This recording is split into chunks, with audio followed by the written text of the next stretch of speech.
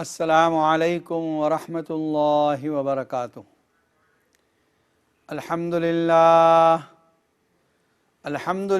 الذی خلق السماوات والارض وجعل الظلمات والنور ثم الذین کفروا بربهم یعدلون هو الذی خلقکم من طین ثم قضى اجلا وَأَجَلٌ مُّسَمًّى عِندَهُ ثُمَّ أَنْتُمْ تَمْتَرُونَ وَالصَّلَاةُ وَالسَّلَامُ عَلَى مَنْ بُعِثَ إِلَى كَافَّةِ النَّاسِ بَشِيرًا وَنَذِيرًا وَدَاعِيًا إِلَى اللَّهِ بِإِذْنِهِ وَسِرَاجًا مُنِيرًا أما بعد فأعوذ بالله من الشيطان الرجيم بسم الله الرحمن الرحيم وأذن في الناس بالحج يأتوك رجالا وعلى كل ضامر يأتين من كل فج عميق صدق اللہ العظیم۔ ناظرین کرام، اس وقت آپ دیکھ رہے ہیں اقرا ٹی وی پر لائیو شان رمضان کا پروگرام جو روزانہ اسی وقت نشر کیا جاتا ہے، اور ترتیب یہ ہے اس پروگرام کی کہ شروع میں کسی موضوع پر گفتگو ہوتی ہے اور پھر آپ کے لیے لائیو کالوں کا سلسلہ بھی جاری رکھا جاتا ہے، جس میں آپ اپنے ذہن میں آئے ہوئے کوئی بھی سوالات، دینی سوالات، any question you can ask, آپ اسی وقت پوچھ سکتے ہیں۔ اسٹوڈیو کے نمبر پر کال کر کے معلوم کر سکتے ہیں۔ انشاءاللہ قرآن و سنت کی روشنی میں آپ کے سوالات کے جوابات دیے جائیں گے۔ کئی دنوں سے جو ہماری بات چل رہی ہے، عمرہ اور حج کے متعلق گفتگو کر رہے ہیں، اور اس کی مناسبت یہ ہے کہ بہت سے لوگ اس وقت عمرے کے لیے جا رہے ہیں اور بہت سوں نے حج کا ارادہ کیا ہوا ہے، اور یہ ضروری ہے کہ انسان عمرہ یا حج میں جانے سے پہلے اس کو سیکھ کر جائے۔ بعض احباب جو یہ سوچتے ہیں کہ وہاں جا کر سیکھ لیں گے، یہ غلط ہے۔ موقع نہیں ہے وہاں سیکھنے کا، یہاں سے اپنے وطن سے لوکل سیکھ کر جائیں آپ، تب تک آپ وہاں پر جا کر صحیح طور پر ہر رکن کو اس کے وقت پر اور صحیح طور پر ادا کر سکیں گے۔ ورنہ وہ جو شعر میں نے پڑھا تھا، یہ حسرت رہ گئی دل میں کہ حج کرنا نہ سیکھا تھا، کفن بردوش جا پہنچا مگر مرنا نہ سیکھا تھا۔ گزشتہ کل کی جو مجلس تھی اس میں ہم نے عمرے کا پورا طریقہ بتایا تھا، اور جہاں تک ہم پہنچے تھے وہ ہمارا طواف ابھی مکمل ہوا تھا۔ طواف کے بارے میں پھر کچھ باتیں دہرا دوں۔ حجر اسود پر جا کر پہلے استقبال کرتے ہیں۔ استقبال کا مطلب یہ ہوتا ہے کہ ہم بالکل ایگزیکٹلی حجر اسود کے سامنے کھڑے ہیں، بسم اللہ اللہ اکبر کہہ کر ہاتھ اٹھا کر چھوڑ دیتے ہیں۔ اس کے بعد استلام کرتے ہیں، وہ یہ ہے کہ دونوں ہاتھوں کو سامنے رکھتے ہیں حجر اسود کی طرف، اور یہ تصور کرتے ہیں، امیجن یہ کرتے ہیں کہ ہمارا ہاتھ حجر اسود کے اوپر ہے، بسم اللہ اللہ اکبر، اور چوم لیتے ہیں۔ یہ کس کرنا، آہستہ سے کس کرنا ہوتا ہے۔ اس کے بعد ٹرن رائٹ ہو کر آپ کا لیفٹ شولڈر خانہ کعبہ کی طرف رہے، اس طریقے پر رہیں، اور پھر اینٹی کلاک وائز گھومتا ہے۔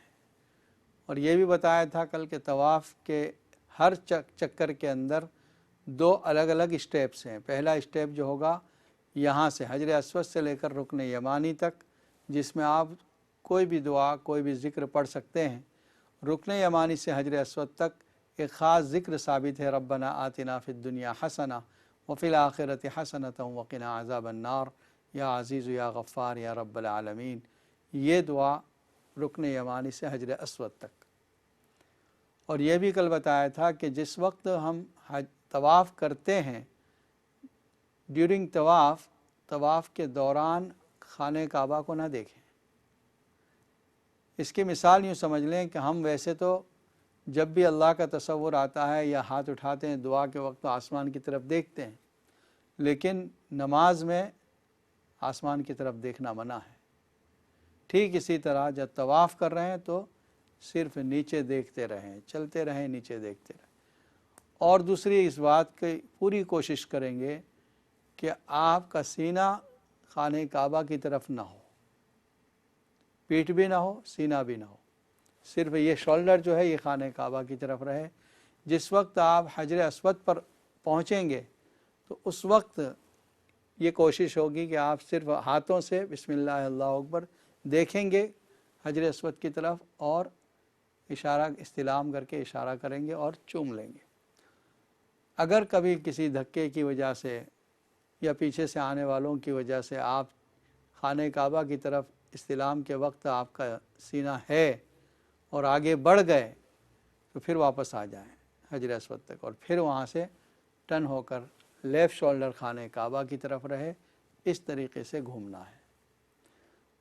بعض لوگ ساتھیوں کا خیال کرتے ہوئے ان کے ساتھ رہیں تو پیچھے مڑ کر دیکھتے ہیں، پیچھے پلٹ جاتے ہیں، یہ سب طواف کے اندر نہیں کرنا چاہیے۔ طواف میں یوں سمجھ لیں کہ آپ جیسے نماز میں اللہ سے قریب ہیں ویسے ہی طواف کے وقت اللہ سے قریب ہیں۔ وہ جو تجلیات اللہ کی خانہ کعبہ پر نازل ہو رہی ہیں 120 رحمت، اس میں سے 60 ان لوگوں کو مل رہی ہے جو طواف کر رہے ہیں۔ تو سب سے زیادہ رحمت کے مستحق تو وہی طواف کرنے والے ہیں۔ اور مرد حضرات جب طواف کریں گے تو پہلے 3 چکروں میں رمل کرنا ہے، یعنی سینہ تان کر چلنا ہے جیسے پہلوان چلتا ہے، اور بعد کے 3 چکروں میں نارمل اسپیس میں چلیں گے۔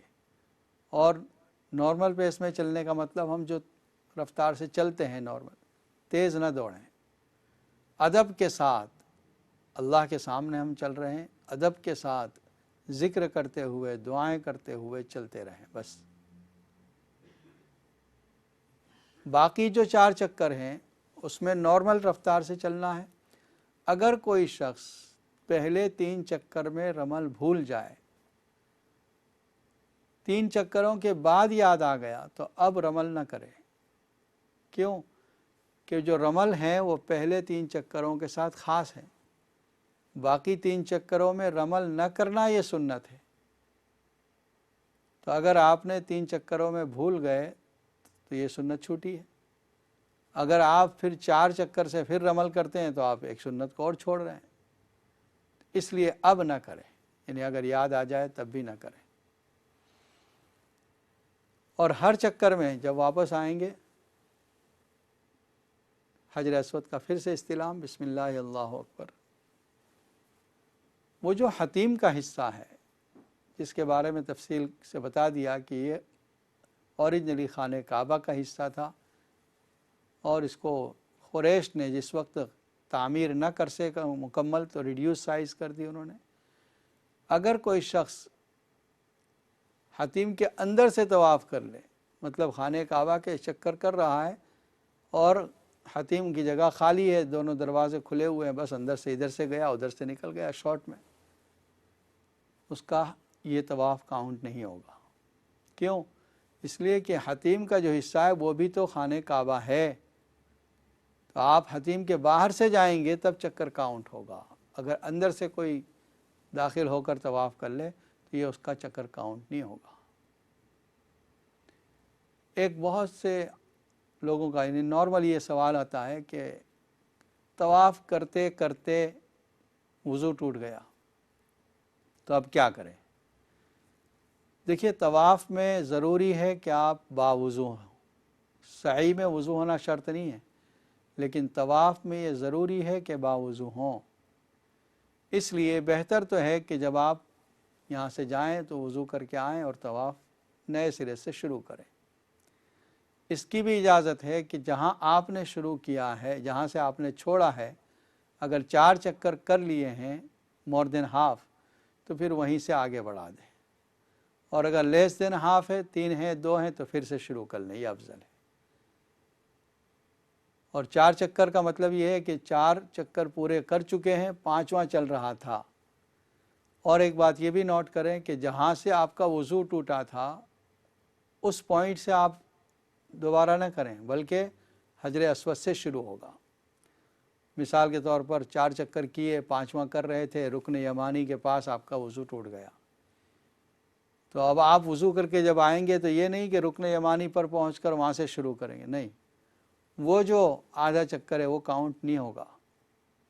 आप फिर हजर अस्वद पर आएंगे, यहाँ से स्टार्ट करेंगे और ये आपका 5वां 5th चक्कर काउंट होगा, क्योंकि 4 आप पहले कर चुके हैं और 4 के बाद जो आपने आधा या पौना किया है उसको काउंट नहीं किया जाएगा। वज़ू करके आने के बाद आपने तवाफ़ मुकम्मल किया, अब ये आपके 7 चक्कर भी मुकम्मल हो गए। अच्छा, एक बात और भी समझ लें, जो वहाँ पर मकाम इब्राहीम है ये एक यादगार के तौर पर है। कुछ लोग उसको भी अक़ीदत से बोसा लेते हैं, ये बोसा उसको लेना नहीं है। वो तो जो केज है वो बाद में बनाया गया, वो असल मकाम इब्राहीम वो पत्थर है जो उसके अंदर रखा हुआ है, और वो भी अब उसके कवर लगा दिया गया है, तो रियल में जो पत्थर है वो नज़र नहीं आता। इसलिए वहाँ देखने की कोशिश न करें और न उसको कोई बोसा वग़ैरह लेना है। जिस वक्त 7 चक्कर मुकम्मल हो जाएंगे, 8वीं मरतबा एक इस्तिलाम आप करेंगे, एंड का इस्तिलाम। जिस तरह आपने बिगिनिंग में किया, अब यहाँ पर एंड में फिर एक इस्तिलाम करेंगे, बिस्मिल्लाह अल्लाहु अकबर। अब इसके बाद जो अमल है 2 रकात, और वो याद रखें मैंने बताई थी 2 सूरतें, सूरह काफिरून, सूरह इखलास। इस 2 रकात में भी वही 2 सूरतें पढ़ेंगे आप। मकाम इब्राहीम के पीछे जहाँ भी जगह मिले, बाज़ लोग इस बात की पूरी कोशिश करते हैं बिल्कुल मकाम इब्राहीम के पास खड़े रहकर नमाज अदा करें, जिससे हाजियों को तकलीफ़ पहुँचती है और इतना रश होता है कि वहाँ पर फिर लोग जमा हो जाते हैं, ब्लॉक हो जाता है रास्ता, तो हाजियों को तकलीफ़ पहुँचाना ये जायज़ नहीं है। आपकी नमाज से दूसरों को तकलीफ़ पहुँचे, ये कैसे जायज़ होगा? इसलिए इसकी कोशिश करें कि आप किसी को तकलीफ़ ना पहुँचे, इस तरीक़े से नमाज़ पढ़ रहे हैं। दूर हैं, इवन अगर मकाम इब्राहीम के पीछे जगह ना मिले, हरम में जहाँ कहीं भी जगह मिले, आप 2 रकात पढ़ लें। इस 2 रकात के बाद फिर आप दुआ करेंगे इंशाअल्लाह। नाज़रीन किराम, इस वक्त आप देख रहे हैं इक़रा टीवी पर लाइव शान रमज़ान का प्रोग्राम, और अगर आपके जहन में कोई सवाल है तो आप भी स्टूडियो के नंबर पर फ़ोन करके मालूम कर सकते हैं।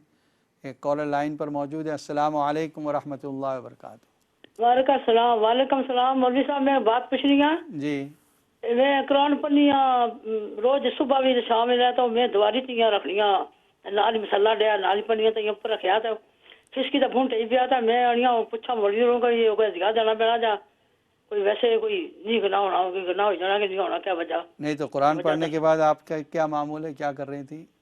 मैं पढ़ रखा ना ऊपर विंडो च थली बनी है ना, अच्छा, गिर गया फिसकी तो फोन टेप पिया मसाले पर ही।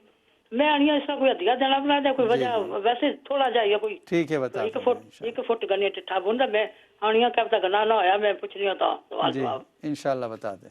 अस्सलाम वालेकुम वरहमतुल्लाह। देखिए, कुरान मजीद ये मुअज़्ज़ज़ किताब है, रिस्पेक्टफुल है, इसका अदब और एहतराम करना है, इसीलिए हम इसको ऊंची जगह पर रखते हैं, ताक में रखते हैं, ऊंची जगह पर रखते हैं, अदब के साथ रखते हैं। जब पढ़ने बैठते हैं तो सामने रहल के ऊपर रखते हैं या अदब से उसको उठाते हैं। ये रिस्पेक्ट इसलिए कि अल्लाह की मुअज़्ज़ज़ किताब है। बल हुआ क़ुरआन मजीद फ़ी लौह महफूज़, ये कुरान मजीद है, मजीद के माना बुज़ुर्ग वाला, बुज़ुर्गी वाला। फ़ी लौह महफूज़, लौह महफूज़ में है, इसीलिए कुरान की हर चीज़ का अदब है। कुरान के जो हरूफ हैं उनका अदब, कुरान के जो कागज़ हैं उसका अदब, कुरान जो मुजल्लद है उसका अदब, उसके ऊपर जो हम जुज़दान चढ़ाते हैं उसका अदब और एहतराम। अगर कभी गलती से कुरान गिर जाए तो बतौर सदक़े के कुछ अपनी तरफ से हदिया दे दें, सदका दे दें, जिसको हम कफ़ारा भी कह सकते हैं, और तौबा करें, अस्तग़फ़िरुल्लाह रब्बी मिन कुल्लि ज़ंबिन व अतूबु इलैह, और 5 पाउंड सदका निकाल दें। अल्लाह ताला इस गलती को माफ़ फरमाए।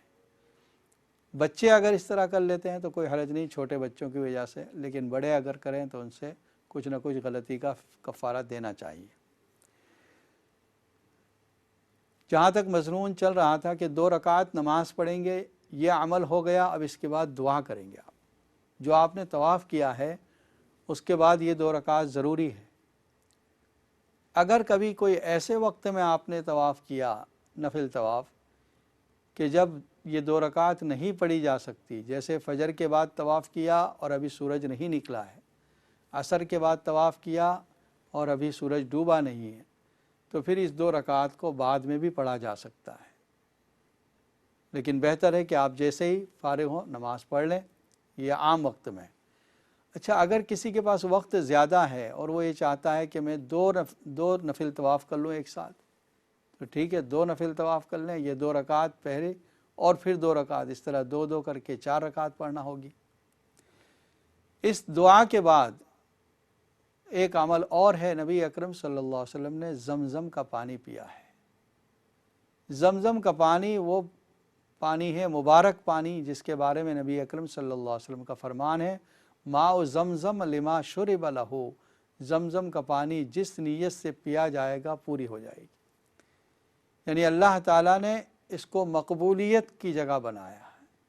یہ وہی پانی، یاد کیجئے واقعہ بتایا تھا، حضرت حاجر علیہ السلام اسماعیل علیہ السلام کو یہاں لٹا دیا ہے اور تلاش کر رہی ہیں پانی کو، کبھی صفا پر کبھی مروہ پر چڑھ رہی ہیں، پانی کا نام و نشان نہیں، لیکن ایک ماں کی بے چینی، اللہ تعالیٰ نے ان کی دعا قبول کی، جہاں اسماعیل علیہ السلام رکھے ہوئے تھے وہاں سے پانی ابلنا شروع ہو گیا، اسپرنگ۔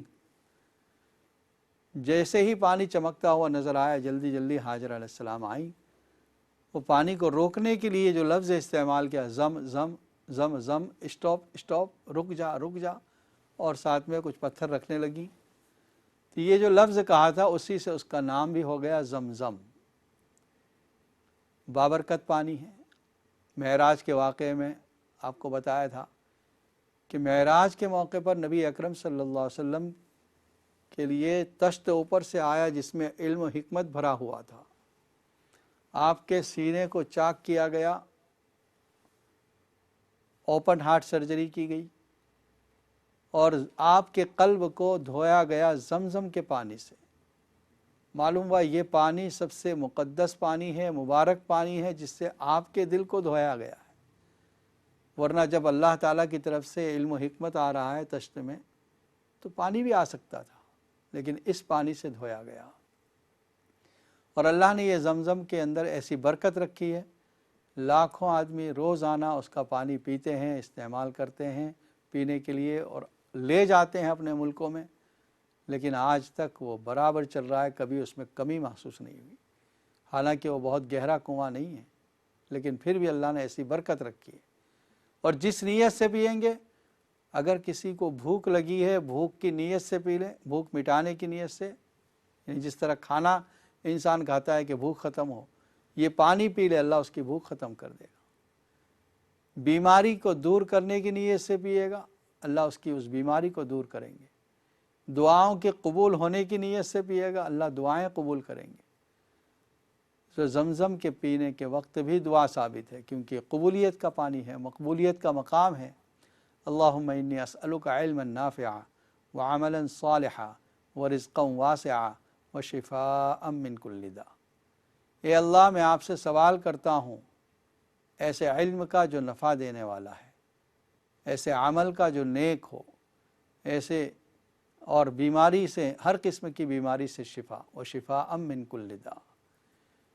اور بھی دعائیں مانگ سکتے ہیں، اور سیر ہو کر پانی پینا ہے۔ حدیث میں نبی صلی اللہ علیہ وسلم نے فرمایا، مومن سیر ہو کر پانی پیتا ہے اور منافق تھوڑا پیتا ہے۔ اس کا مطلب زیادہ پانی پینا زمزم کا، یہ ایمان کی علامتوں میں سے ایک علامت ہے۔ 2 4 کپ 5 کپ جتنا پی سکے پی جائیں۔ اور پھر حدیث میں یہ بھی آیا ہے، نبی اکرم صلی اللہ علیہ وسلم نے فرمایا کہ یہ بابرکت پانی ہے۔ ایک صحابی رضی اللہ تعالیٰ عنہ لے جانے لگے، تو آپ نے فرمایا ٹھیک ہے لے جاؤ، اس پانی کو لے جانا، اسی لیے تو ہم لے کر بھی آتے ہیں، حج اور عمرہ کرنے والے اس پانی کو لے کر آتے ہیں۔ کیوں؟ یہ ایک ہدیہ ہوتا ہے۔ دوستو احباب کو یہی 2 چیزیں ہیں، کھجور اور زمزم، یہ وہاں کی سوغات ہے، یہ وہاں کا ہدیہ ہے۔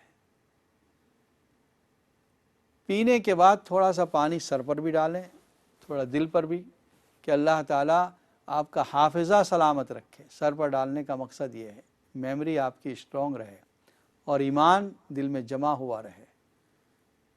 बुज़ुर्गों का ये तजुर्बा है कि ज़मज़म पीने के वक्त जो दुआएं मांगी गई वो भी कबूल हुई है। तो इसलिए इस मौके को भी गनीमत समझें कि अल्लाह ने तवाफ़ का मौका दिया, ये बजाय ख़ुद एक इबादत। उसके बाद 2 रकात नमाज़ पढ़ी आपने, ये भी इबादत। उसके बाद ज़मज़म पिया, नबी अकरम सल्लल्लाहु अलैहि वसल्लम ने जो अमल किया था आप वही अमल कर रहे हैं और वो पानी पी रहे हैं जो मुक़द्दस पानी है। साइंटिफिकली, साइंसी एतबार से भी इस पानी पर रिसर्च किया गया तो ये पाया, उसकी रिपोर्ट ये है कि दुनिया के किसी पानी में वो असरात नहीं, वो तासीर नहीं जो इस पानी में है। वो एक ख़ास पानी है। अल्लाह ताला इस पानी की कदर व कीमत भी नसीब फरमाए। और जो पानी लाते हैं हम लोग, तो ज़रूरी नहीं कि प्योर पानी ही, अगर उसके अंदर कुछ पानी मिला भी दिया जाए बरकत सेम रहती है। कुछ लोग इसको बुरा समझते हैं कि नहीं ज़मज़म के अंदर पानी मिला दिया, ज़मज़म के पानी के अंदर जो पानी मिलाया जाएगा उसके अंदर भी वो तासीर है।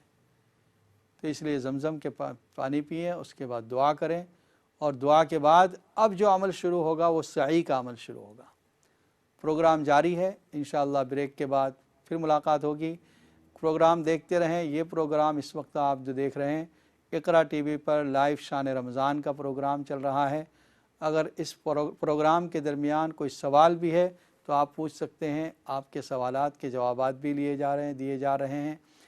और ये बात याद रखें कि ये प्रोग्राम जो इस वक्त लाइव नशर होता है उसके बाद यूट्यूब पर भी नशर किया जाता है। तो जो लोग इस प्रोग्राम को अभी न देख सकें लाइव, वो यूट्यूब पर भी इस प्रोग्राम को देख सकते हैं। ब्रेक के बाद इंशाअल्लाह ये प्रोग्राम जारी रहेगा। अब देखते रहें। अस्सलामु अलैकुम व रहमतुल्लाहि व बरकातुहू।